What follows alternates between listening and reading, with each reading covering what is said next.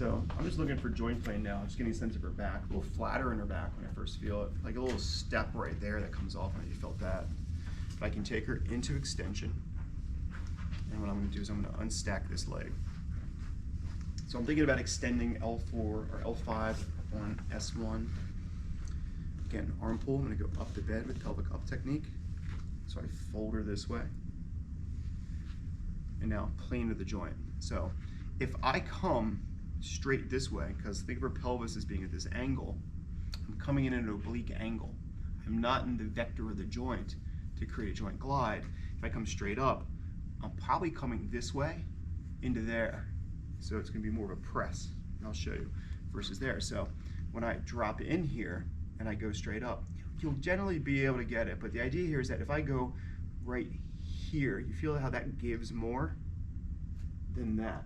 Yeah. You feel that vector? Yeah. Where here, I'm kind of compressing the facet joint because I'm going straight up, and I'm actually emphasizing it so I go that way so she can feel it.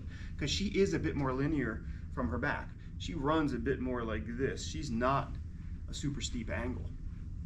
But when I grab the pelvis and pull it up, I'll start off this way and going maybe 10 degrees this way, or 15 degrees this way. It's tight. I'm compressing that facet joint.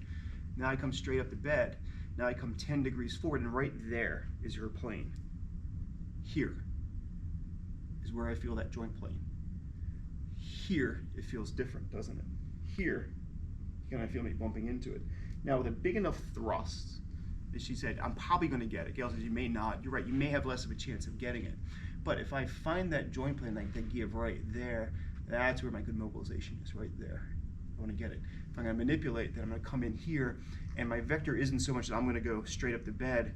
My vector is going to be in this joint plane. So I'm going to come out of it a bit just so I don't have to manipulate her. I'll cool in here, get my upper body up, and when I drop down, I'm coming this way. If I go to 4, let me extend up to 4-5. I'm going to come back just a touch, take stress off of 5, S1. Leah, reset you. I'm going to come here. So my facet plane for 5 is kind of like this. So my guess is 4 is going to be more straight up the bed here. So it falls in there. If I come here, it feels tighter. There. Feel that difference? Mm-hmm. So 5, 10 degrees toward me, maybe 15 degrees toward me. 4 on 5, straight up the bed. I'm going to cheat and try and find 3. There you go, I found 3 on 4. Probably about 4 degrees or 5 degrees this way. And probably about the same plane that way. So what I want you to feel for is just, it's the give, and you can get feedback. Can you feel that difference as I do it? It's subtle. Yeah. It feels like you're sitting though, like on my iliac crest. Yeah, you're thin. That's where I'm right here. And that's where I'm going to manipulate from. So normally I'm not in there that long. There it is right there. Okay, there. Yeah, that's and I'm out. And are you palpating TP? Are you palpating TP? Yeah, I'm on the side of the spinous process. I'm closest to you. Yeah, closest to me. I guess I'm confused on just like what vectors you're talking about. A vector, okay. Like I know what a vector is. Okay. Because Like you're a trying lump- to lock it, like you're a- trying to find the position to lock it out, right? Yeah, for L5S1, I want to find the plane of the joint. So the plane of our L5S1 joint is here. If I'm looking at the facet joint, 'cause remember when we were checking it in position testing, we're doing supro anterior. So the plane of that supro anterior joint for her is right here.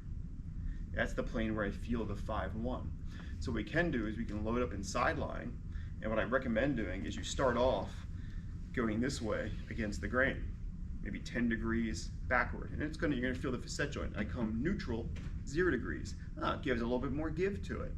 I come 10 degrees this way with my push, so I'm pushing this way. Now, oh, that's the joint plane. I have a nice glide there. It's a little bit tighter this way, and then I feel like a little thing, because when I'm going this way, I'm kind of pushing the bottom joint up and in like this. A little bit less here, I'm sorry, yeah, that way. So it all depends. If I'm pushing this way, I'm approximating. If I'm going up, I'm still approximating. If I'm pushing this way now, I'm going in the plane of the joint, so it's more free to glide. So I can feel that difference in this. It's nice in this because we're all fairly normals, So it's easier to feel. When they're sublux, then they all may feel jammed. I'm just approximating that the plane of the joint is probably in this plane. You do it. So I'll set it up that way. Again, it gives me a better chance of getting the cavitation of the joint to move with less stress through the system because I'm in the plane of the joint. So the forces are then more in my favor. Like if you're seeing obese people, they're probably hyperlordotic. So you may have to really account for that plane as being fairly steep. They could be 30, 45 degrees in this plane if you're mobilizing in the plane of the facet joint. And the same thing if I go into extension. So if I have to do a flexion technique, and that way, as I go out, I may not go straight down the bed right there. Feel that has more give than that because it's the plane of her joint is about like this for L4, L5, okay? So while we grab somebody different.